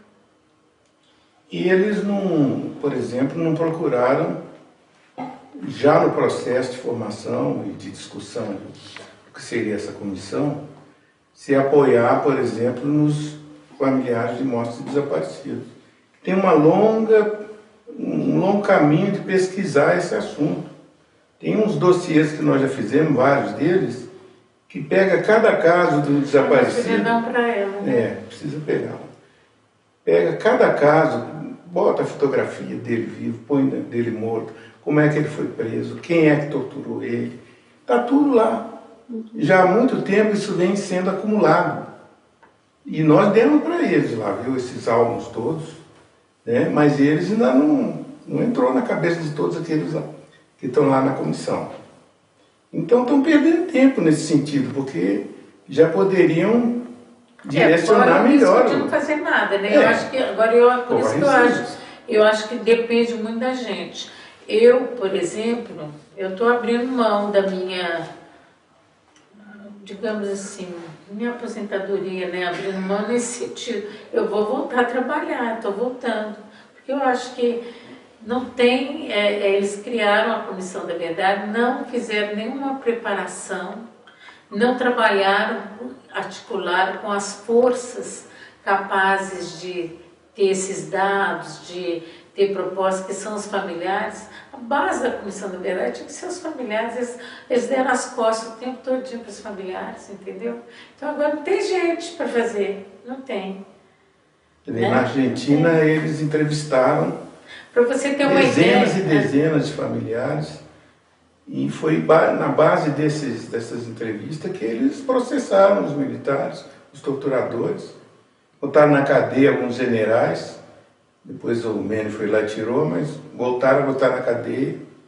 Então foi na base desses familiares, porque o próprio cara que tortura não vai lá confessar, não. Olha, ainda mais que eles não têm o poder de trazer ninguém à força, né? Não tem isso aí nessa comissão. O Gilson Dipp é um dos integrantes da Comissão da Verdade. Um dia desses saiu no Estadão uma foto de um guerrilheiro morto, que é o Rui Carlos Vieira Berti. E o Gilson Dipp foi procurado pelo jornalista para dizer o que ele achava. E ele falou assim, puxa, mas tem foto deles mortos? Ah, então precisamos investigar. Então esse vai ser o primeiro caso a ser investigado. Isso está lá no nosso dossiê, e esse dossiê que eu vou te dar daqui a pouquinho, eu entreguei em mãos para esse Gilson Dipp. Ele nem folheou. Ele nem abriu, né? Eu fiquei abismada quando eu vi isso no Estadão, essa fala dele. Falei, gente, são 7 membros, um é esse. Ignorante total, né? Parece que ele é ignorante e nem quer abrir mão da ignorância dele, porque ele não abre o livro, não abre o livro. Por sinal, ele foi lá na Comissão dos Direitos, aliás, na Corte da OEA de Direitos Humanos, para depor contra os familiares. Como assim? Foi representando o Estado, não, porque na hora do julgamento o julgamento tem um contraditório. Tem o lado do Estado e tem o lado dos familiares. Ele foi representando o lado do Estado contra nós. E está na Comissão da Verdade para esclarecer. Está na Comissão da Verdade. Não, mas de verdade mesmo, eu achei até que ele foi muito verdadeiro, porque ele não sabia que tinha foto de morto. Ele deve achar que não morreu ainda. Eu acho que a gente podia dar uma pausa. Eu acho que você quer beber água, inclusive. Eu estou querendo, né? Então, estou olhando ali. Bom, dando continuidade com a entrevista, vamos à segunda parte. Qual é a opinião de vocês com relação à repressão da ditadura militar à guerrilha do Araguaia e como que ela apresentou essa questão posteriormente? Bom, a repressão em relação à guerrilha do Araguaia, ela se deu em várias fases, né? Ela se deu de várias formas, a repressão. A repressão, ela teve uma primeira fase que era de matar todo mundo, chegar lá e ir matando, né? Prendendo, matando, que é a primeira fase. A segunda fase,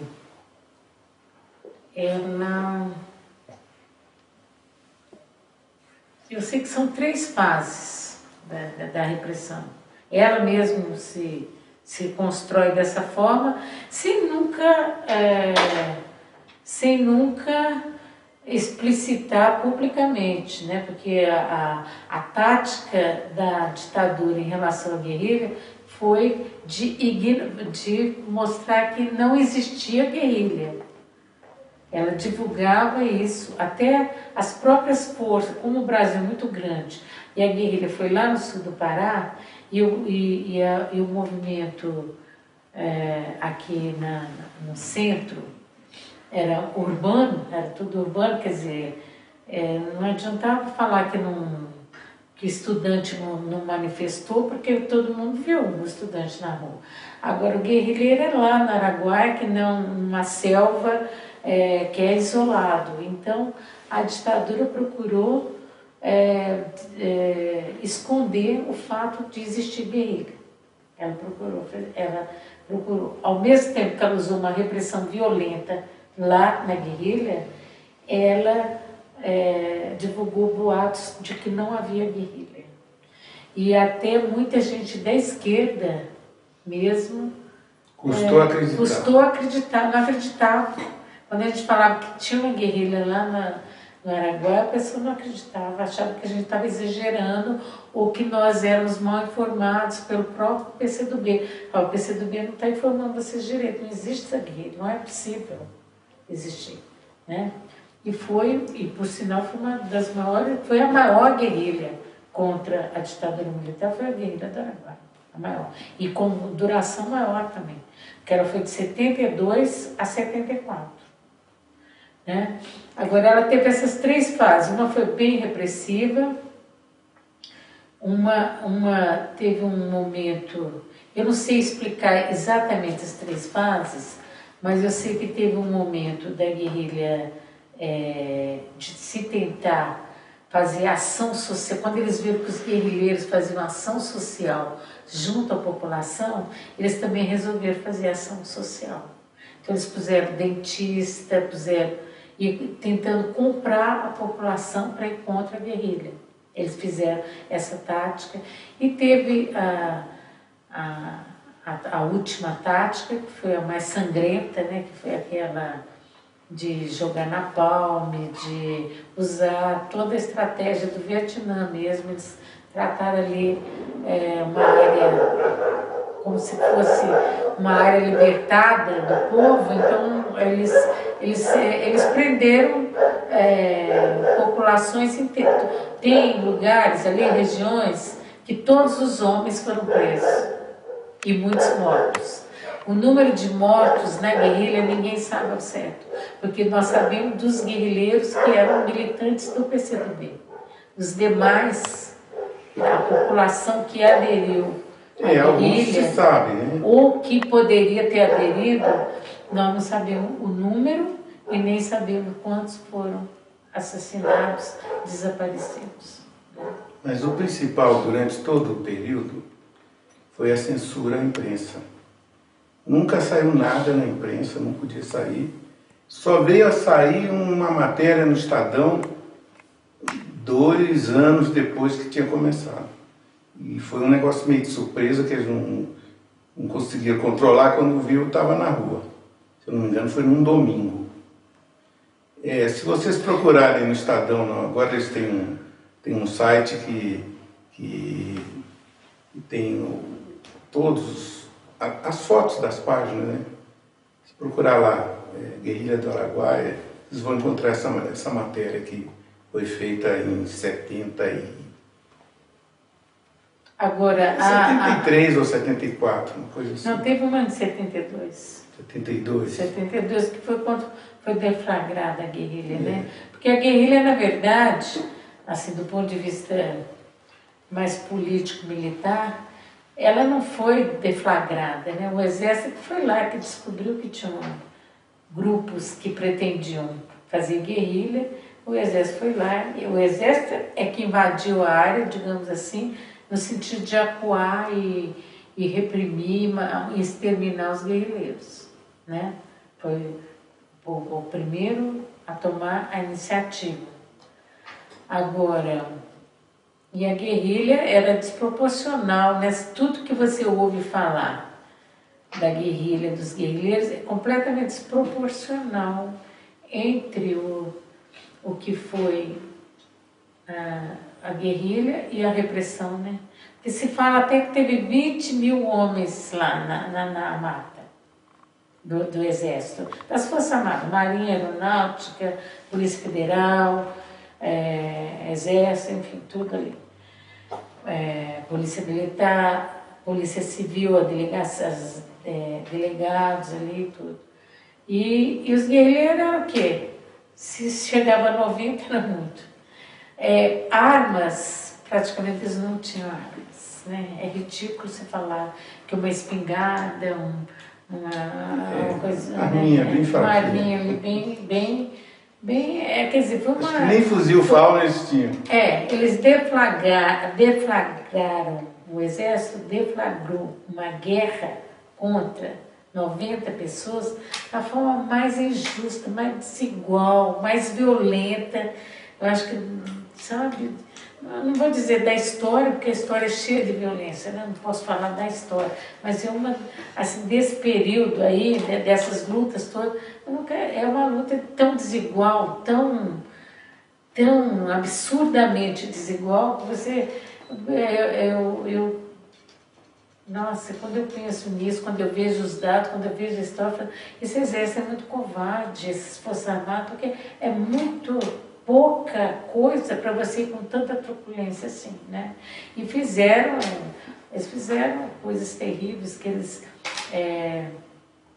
pegavam os guerrilheiros, prendiam os guerrilheiros, torturavam, eles têm um Bacaba, né, que parece fizeram um acampamento e uma prisão, um campo de concentração, onde eles punham os guerrilheiros, e os guerrilheiros, na maioria das vezes, foram eles obrigados a abrir sepulturas para eles mesmos serem enterrados. Isso depois de meses de tortura. Depois de 8, 10 meses. A grande maioria passou meses. Passou meses. Essa história de enfrentamento na selva, tudo é mentira. Mentira. Então isso a gente vai descobrindo com o passar do tempo. Depois o pessoal foi muitas vezes lá, conversando com os parentes do pessoal que morava, que conheceram os guerrilheiros, como a Crimeia, por exemplo. Ela foi 3 vezes lá. Então encontrou com muita gente da época dela. E eles falaram, fulano morreu 3 meses depois, não sei o que. Não, fulano foi levado para tal lugar, fulano foi tirado da cabeça, arrancaram a cabeça. O Oswaldão, que era um líder guerrilheiro lá, eles tiraram a cabeça dele e puseram pendurada no helicóptero para andar ali em volta, para mostrar à população a força deles. Olha, é verdadeiro. Essa história não foi contada, não foi contada.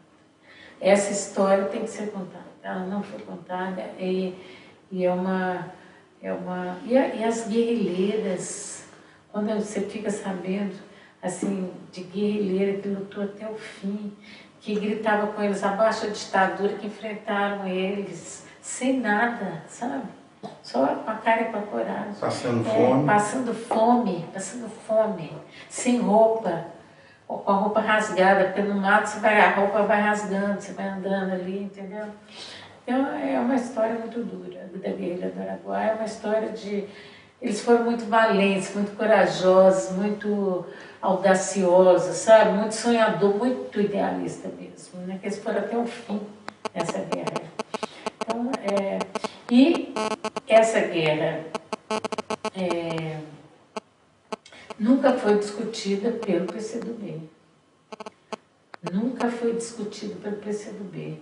Se tentou a chacina da Lapa, antes de ocorrer a chacina da Lapa, eu acho que foi a tentativa de alguns companheiros de pôr isso em discussão, que é o Ângelo Arroio, principalmente, que é um guerrilheiro que é sobrevivente de tudo isso, né? E que depois vai ser assassinado na chacina da Lapa.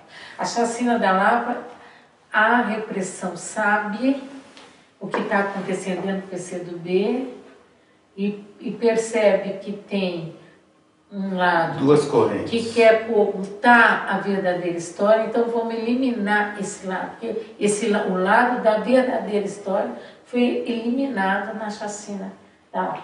Se existia alguma esperança de que o PCdoB viesse contar a sua história verdadeira, ali ela acabou com a chacina da Lapa. Porque os que ficaram são os oportunistas, os que vivem com a história, os que vivem com a história sem contar a história. Não fazem absolutamente nada para esclarecer os nossos companheiros desaparecidos. Quem ficou de lá foi a Crimeia e que tinha. Não, ela não estava lá no PCdoB. O marido dela morreu lá, desapareceu no Araguaia. Quem? O marido da Crimeia. Foi. O André Grabois. Foi. Os dois lados que você fala do PCdoB, os dois lados que você fala, um lado eu queria contar a verdade. Pelo menos um lado, acho que tentou contar. Ele estava tentando. Pomar, Arroio. O Arroio, Pomar. Pelo menos são principalmente duas o Arroio, coisas. né, que estava lá e tal. O Ângelo Arroio foi lá, ele viu lá, então ele podia contar. Você entendeu? O que ficou dele foi um relatório resumido, mas ele podia contar nos detalhes, ajudar o partido a fazer uma avaliação de tudo aquilo.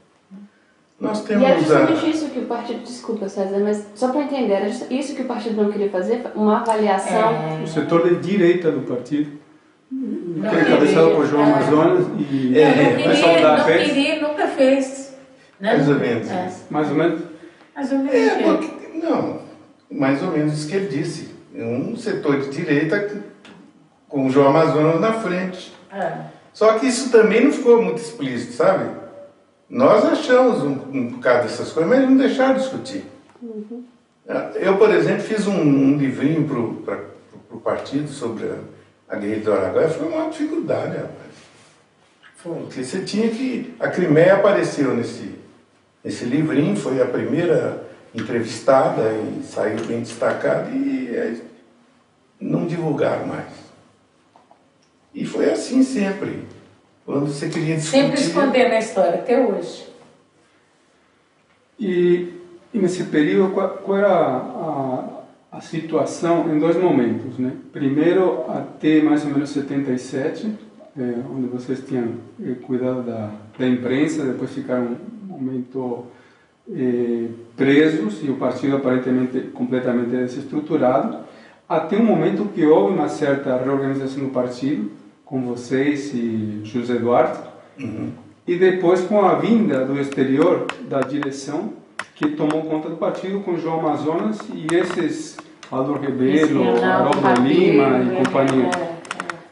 Isso aí nós tivemos nós conhecemos o Duarte dentro do presídio e ele sempre foi um cara muito firme, né? Teve 32 anistias, prisões assim, numerosas, nunca falou nada, nem o nome dele ele falava. Isso nós vimos na UBAN, eu e a Melinha vimos, ele tirava sarro da cara dos torturadores, eles ficavam bravos, mas não tinha jeito, o cara eles batiam, não adiantava nada, ele não falava. E quando ele saiu da prisão, em parte ele liderou assim, uma tentativa de reorganizar o partido em linhas mais interessantes. Mas havia um pessoal aí que dizia que era preciso fingir-se de morto. É a questão era a bandeira. Estrutura 1 e 2, né? Era fingir-se de morto. Essa era a orientação do João Amazonas. Eu queria dizer que estava muito fraco, que não podia fazer nada, que tinha que esperar. Mas não era essa a ideia do Duarte. Ele fez o possível para não só crescer, como aparecer também, porque uma coisa dependia da outra. Para você crescer, você tem que dar as caras aí para o povo, né? Então, depois de algum tempo dessa luta de que não era para aparecer, que era para aparecer, né? Aí esse pessoal voltou do exterior, tomou conta das duas estruturas do partido, e daí para frente foi, do nosso ponto de vista, foi piorando, porque virou um partido cada vez mais para eleições do mundo democrático e tal. Inclusive, esses alguns que você falou aí foram deputados ou candidatos a deputado, enquanto que outros nós mesmos tivemos, nós nunca quisemos ser político, né, nesse sentido de cargos e tal, mas eles, por exemplo, acusavam a Melinha de divergir deles porque ela queria ser deputada, o que é uma mentira, ela nunca quis ser nada, nem antes nem depois deles, não é? Mas eles faziam essas chantagenzinhas aí. Não, mas eu acho que isso não é relevante, não. O que é importante aí no caso é que eles... Não, eles passaram a ser um partido mais para a direita. Eles negaram a história, a participação, não esclareceram Por exemplo, havia dúvidas, gente até hoje fala, foi justa a luta armada, não foi justa? Nunca se discutiu isso. Eles nunca discutiram. E faz questão de não discutir. Ao mesmo tempo, eles usam essa história para dizer que eles têm 90 anos, têm 100 anos, entendeu? E eles não levantam nenhuma, no sentido responsável, consequente, nenhuma bandeira histórica. Nenhuma bandeira histórica. Eles levantam. Aliás, se você... esse que é o problema. Quer dizer, o resultado disso é um partido que ali em 1976 ele caminhou para a direita, foi caminhando, e hoje é um partido... Com sentido. Ele é um partido sem nenhum... Qual é a proposta do PCdoB hoje?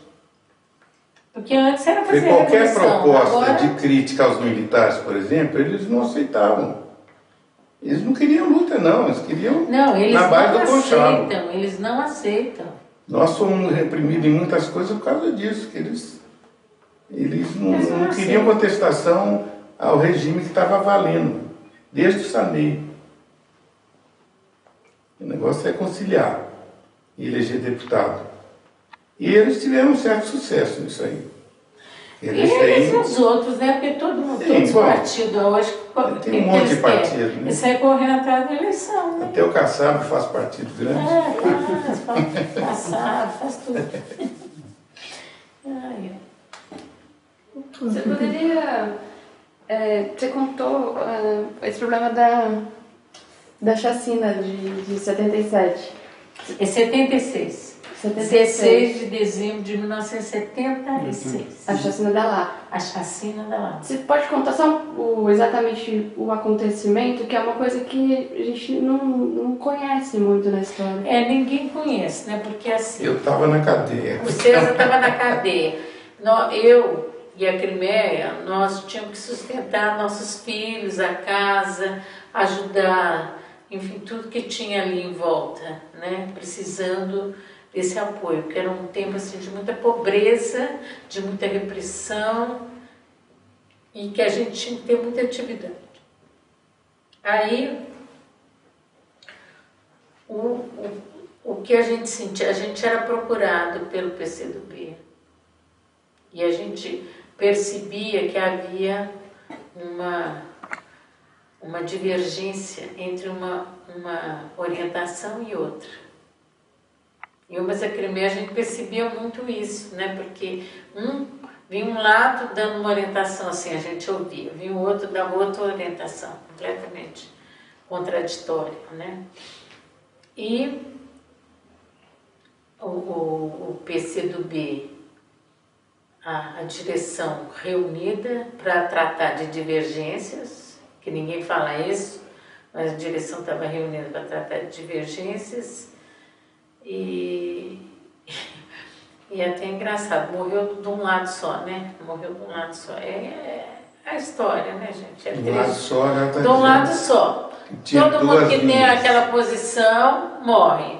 Os outros ficam vivos, né? E o João Amazonas está na Albânia, sei lá, está na França, está na China, né? E isso depois, naquela hora você não... Eu estou falando isso, eu vejo isso depois, não agora. Não na hora, entendeu? E aí você, é um sábado, eu estou fazendo as coisas, correndo, e vejo, ou sábado ou sexta-feira, não lembro se era sábado ou sexta, sei que era quase um final de semana, ou final de semana. E aí está nos jornais a chacina da Lapa. Né? Tá assim, estourado, o aparelho, cai o aparelho do PCdoB, a direção do PCdoB é morta, então mostra a foto do Pomar morto, do Ângelo Arroio, né? Aquela foto que é muito, eu vi muitas vezes, né? Vocês não, vocês são mais jovens, mas eu vi muitas vezes essa foto. E foi um horror, né? E nós ficamos ameaçados, eu e a Crimeia avisaram que nós íamos ser presos, sabe? Alguém avisou que tinha caído as panelas. As panelas era a senha, eu e ela. Então caiu as panelas. Aí nós tivemos até, nós pensando, nós vamos ser presos de novo, porque nós tínhamos sido em 72, agora vamos ser de novo, nós saímos quase 74, 75, 70, agora nós vamos ser presos de novo, e os filhos nossos vão ser presos de novo, né? E agora tinha um Joca, que já estava tinha nascido, né? Aí nós pedimos, nós mandamos, fizemos uma carta, assim, ó, no joelho mesmo, a mão, com caneta, e entregamos para o Dom Paulo, pedindo a ele, se nós fôssemos presos, que ele cuidasse dos nossos filhos, para eles não irem para a mão da polícia. Porque o Dom Paulo brigava. Ele brigava pelos presos. Ele era até anticomunista, ele fazia questão de falar isso, mas ele brigava pelos presos. Melhor ficar na mão dele, né, do que ficar na mão da polícia. E nós fizemos isso, mas não fomos presos, não. Depois, passado um tempo, e ali na Queda da Lapa, assim, foi assassinado dentro da casa o Pedro Pomar e o Ângelo Arroio. E o João Batista Drummond foi assassinado depois. São os 3 que são assassinados. Os demais são presos, são torturados, muito torturados, lógico, né? E depois vão ser condenados e cumprir prisão. O João Amazonas não é preso. O João Amazonas está na França, e na França ele fica até 1979. Em 1979, quando deu a anistia, ele manda avisar que a única pessoa, né, César, que ele confia aqui no Brasil sou eu. Então, que se ele podia ficar na minha casa. É a única pessoa que ele confiava. Porque nós tínhamos um ponto com ele, nós nunca entregamos o ponto, nem eu nem o César. Nós apanhamos muito para entregar o ponto com ele e não entregamos. E depois, quando ele voltou, ele ficou na minha casa, e eu fiquei sabendo que ele tinha ido em todos os pontos, porque eu achava que ele não tinha ido, né? Nós não falamos dos pontos, mas falei, olha, besta aí no ponto, mas ele foi e nós não entregamos. Então ele falava isso na época, né, que nós éramos as pessoas de confiança, que ele confiava que era nós. Imagina se não confiasse. Aí, o que ele fez com a gente, que ele é que expulsa a gente depois, né, do partido. A minha caiu na besteira de ir lá dizer para ele, que ficou sabendo que ia sair uma matéria numa final, uma revista dessa aí, que estava falando da corrupção no PCdoB, porque pegava dinheiro com o Sarney para distribuir leite, não sei o quê. Aí ele falou, não, eu não quero saber disso, e lavou as mãos. Não, eu falei assim, ele falou assim, não, isso aí não, tem coisa mais importante para a gente discutir. Eu falei, tem poucos comunistas hoje, como o Zé Duarte, porque se fosse o Zé Duarte, aí eu falei, se fosse o Zé Duarte, ia querer apurar. Porque o que você pensa? Você está falando de uma denunciando uma corrupção, o que você pensa? Eles vão lá e vão tomar providência. Eles também estão preocupados, né? Ele falou, não, beleza, você está falando que tem corrupção, então... O mensalão do PCdoB. O mensalão deles é antigo. Eu vou lá providenciar. Não. Aí, o que ele providenciou foi a minha expulsão. Mas então, o que acontece? Depois nós ficamos sabendo que o Jô Berteles, que por sinal tem um sobrenome, mesmo sobrenome que o nosso, né, Jô Berteles, era um militante antigo do partido, ele trabalhava para a repressão e ele é que entregou para a repressão. Realmente estava muito bem a reunião da Lapa. A reunião da Lapa, e ele entregou, inclusive, quem ficava onde deve ser, porque foi muito coincidência, né? A Dizem que ele falou que o João Amazonas estaria lá, mas foi um erro, porque o Pomar é que ia, e a mulher dele ficou doente, não, foi o contrário. Enfim, houve um problema assim de saúde da família de algum deles lá. Não. Em vez de o Amazonas foi o Pomar. vez de ir para o mar, foi o Amazonas. Ele saiu fora daqui. Mas já tinha acontecido uma coincidência parecida no Araguaia, né? Ia e não ia. No caso da Crimeia, quando chegou lá como é que chamava a mulher? Elza Monerá, né? Tinha um ponto lá que iria a Elza, o João Amazonas, e teve um desencontro e o João Amazonas saiu fora. Não, é o seguinte, quando o exército entrou lá na área, a Elza, que não tinha entrado, ela voltou para Anápolis. Voltou para uma outra cidade, onde ela encontraria o João Amazonas, porque o João Amazonas iria para lá para avisar ele que não fosse para lá. Mas só que ela não encontrou ele. É porque diz ele que teve uma dor de dente, então ele teve que voltar aqui para São Paulo. Viu a dor de dente bem no momento da repressão. Mas ela foi presa. Ela foi presa em 76, não. Foi na Lapa. Ela foi presa depois, ela não conseguiu voltar mais para a guerrilha, porque estava muito cercado e ela estava muito visada, e ela foi presa no aparelho aí da Lapa, né? Foi ela, a Maria, as duas mulheres que foram presas. O resto eram os homens. Eram os homens e essas duas mulheres. Então é isso, da Lapa, eu acho que eu saiba é isso. Deve ter mais coisa. Agora saem livros, viu, sobre a Lapa. Mas o aprofundamento desses problemas dessa época... Tem um livro do Laforge, né, que chama Reinaldo Laforge, que é interessante. Não, é interessante, Ele faz o livro no calor dos acontecimentos. É interessante, né, você ter esse clima, né? É mais político, né, mais da situação política. Esses problemas ideológicos, internos e tal, isso aí nunca foi muito aprofundado. As pessoas nem sabem, né? Quem escreve não sabe. E quem sabe não escreve. Então, fica assim. Sério, você ficou preso qual período e por quanto tempo? Eu fiquei preso de 72, fim de 72, até 77. Um total de 4 anos. Quase 5 anos. Uns 4 anos e pouco. Eu fui condenado a 5 anos de prisão. Não fiquei todo o período, mas quase. Eu saí com anistia, né? Não, saiu antes. Não, foi um relaxamento da preventiva, uma coisa assim. Não, você saiu com condicional. Condicional, é isso mesmo, condicional. Quando você tem um bom comportamento, eles te soltam um pouco antes. E você, a Crimeia, você e a Melinha e Crimeia não foram presas por uma segunda vez, né?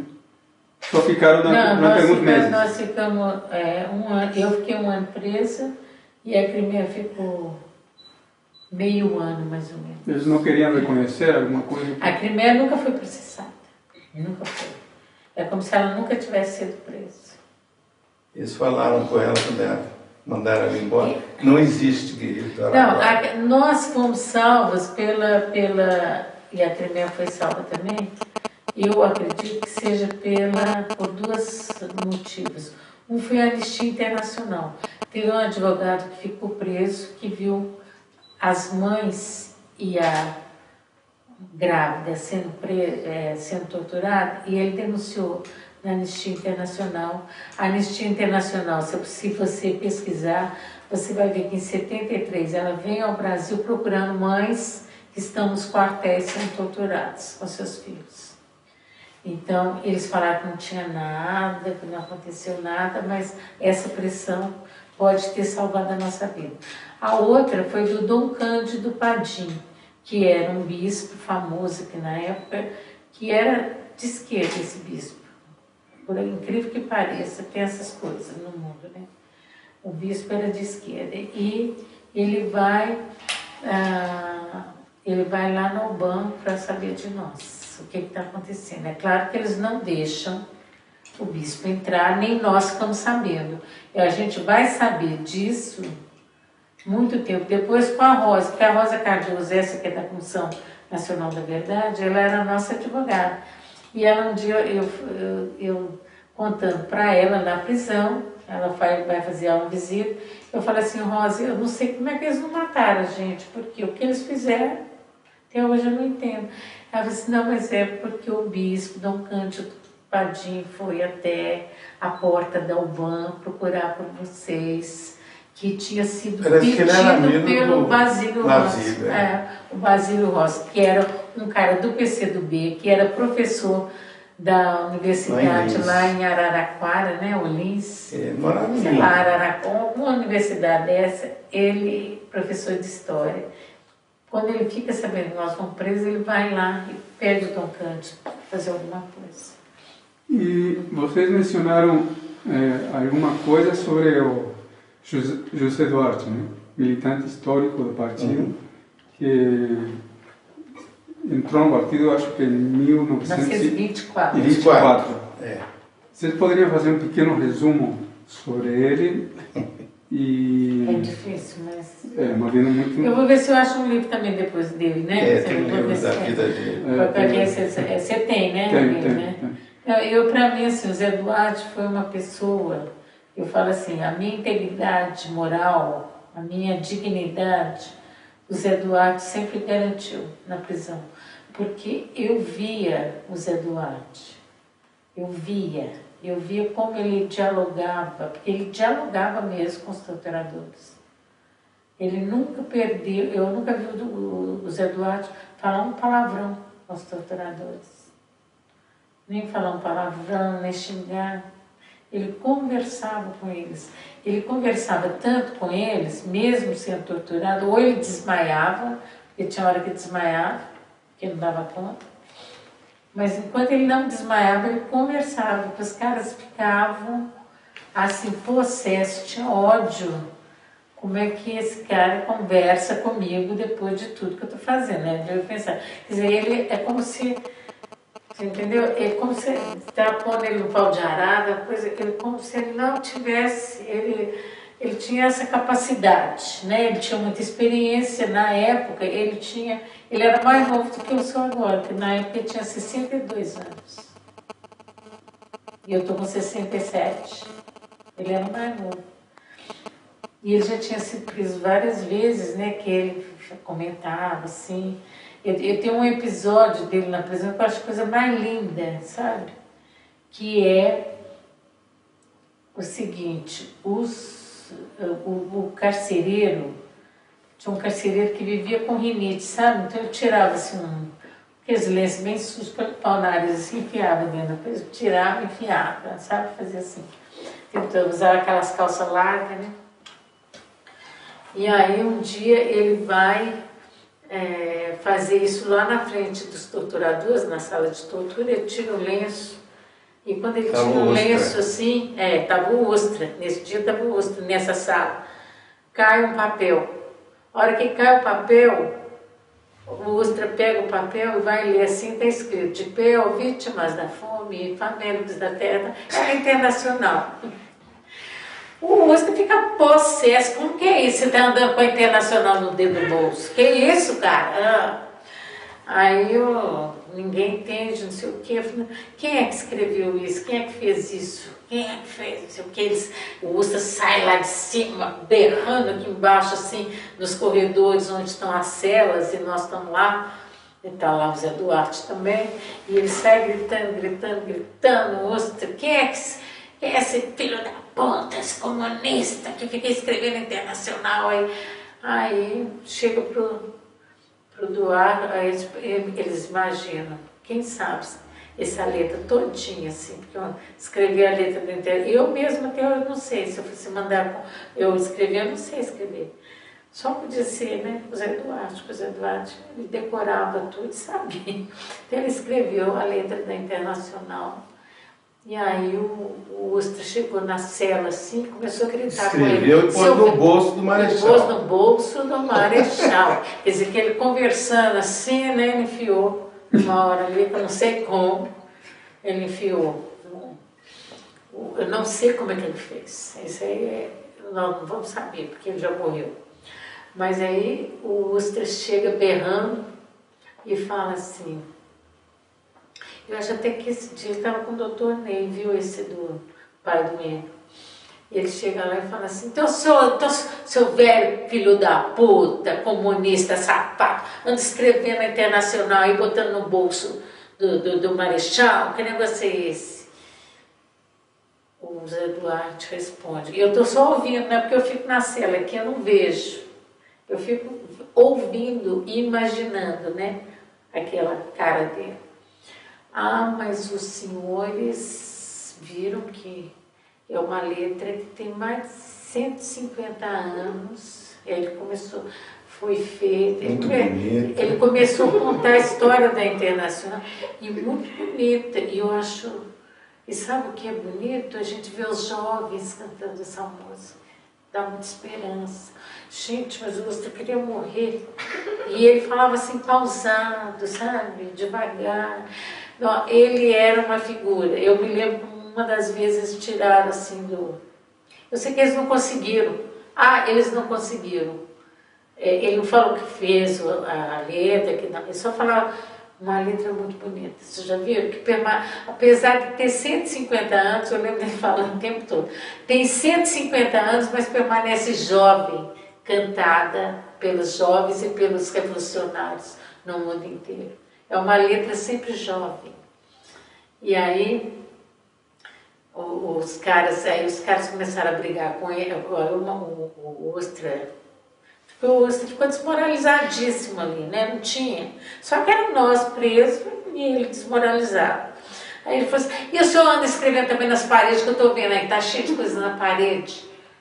Aí ele falou assim, mas os senhores não me dão papel, eu preciso manifestar minhas ideias. Eu tenho necessidade de expressar minhas ideias.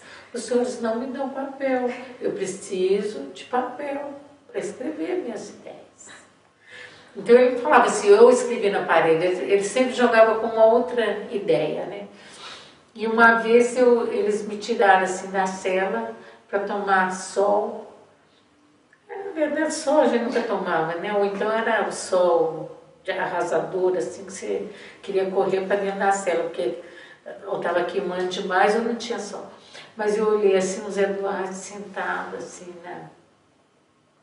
Sentado ou encostado assim, na grade, assim, sabe? Aquela claridade assim no rosto dele, aquele rosto assim sereno, né? Ele feliz de ver a gente, sabe?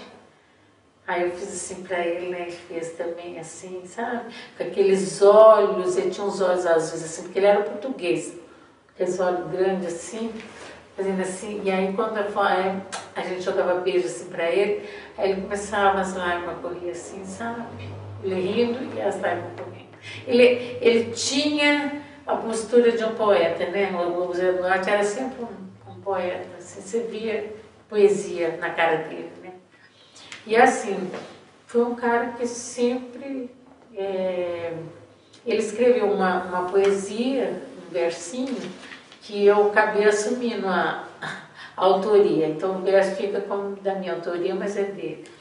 Que ele pôs assim: a ditadura o desprezo, ao povo gratidão, à família saudade, de todo o coração. Então eu fui escrever isso no DOPS e eu fui processada por causa desse versinho. No pilar. Na pilastra, assim, naquela coluna, né, do DOPS, que tem aí, né? Ainda tem a coluna, né? Porque eles maquiaram bastante, mas ainda ficou a coluna. E aí o cara gritava comigo, falando que era um verso imbecil que eu tinha feito, que era infantil. Ele gritava comigo que eu era infantil, imbecil. Eu falei, mas então por que você fica nervoso, né, por causa do verso? Mas o verso era do Zé Duarte, só que eu não falei que era dele porque eu não ia falar, né? Ele estava preso ali. Não ia. Eu falei, não, deixa ficar comigo mesmo. Então eu fiquei assim na altura do verso dele. Mas você viu, pelo verso dele, ele era uma pessoa... Eles abriram um processo, fotografaram a pilastra, fizeram dentro do DOPS. Nossa, parecia assim que estava tendo nossa, eles fazendo um estardalhaço para nada. Mas então eu tenho uma lembrança muito, assim, eu falo, todo mundo fala, nossa, como é que você suportou tudo isso na vida, enfrentou, fez, aconteceu? Eu falei assim, porque eu tive exemplo. Né? Nós tivemos exemplo, né? Porque o Daniel foi assassinado, não falou nada, nem o nome dele. O Daniel falava isso, e ele falava isso pra gente, mas eu não vou falar nem meu nome. E chegou lá e não falou mesmo, não. Os caras, mas qual que é seu nome, seu filho da puta, terrorista, não sei o quê. Ele falou, olha, vocês são da polícia, vocês me prenderam, vocês é que sabem como é que é meu nome. Ele nunca disse o nome dele. E foi assim até o fim. E o Zé Duarte o tempo todo assim. Foi uma pessoa da dignidade. Então só de ver essas duas pessoas com essa dignidade toda, isso dá muita força, né? Eu vejo assim que eles...